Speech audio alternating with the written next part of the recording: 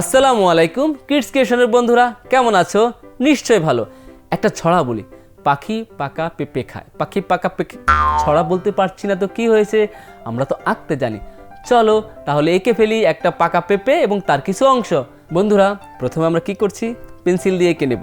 প্রথমে আমরা একটা বৃত্ত আঁকবো ছোট, তার পেছনে একটা বড় বৃত্ত আঁকবো। দুটো বৃত্তকে যোগ করে একটা পেঁপে বানিয়ে ফেলবো। তাকে আবার অর্ধেক একটা পেঁপে আঁকবো ঠিক সেরকমভাবে। এখন তাহলে আমরা এটাকে সাইন পেন করে নিচ্ছি।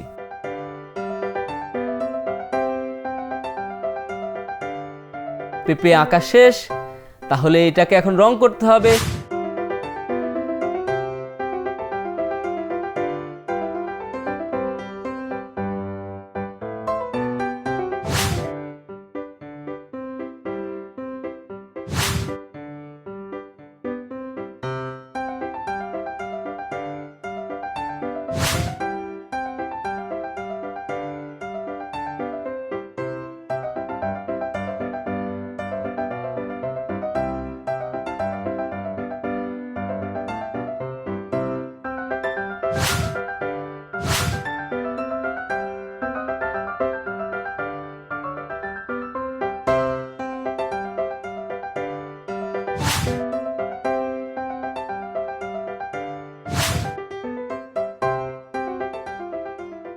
ওয়াও, এই আমাদের পেঁপে।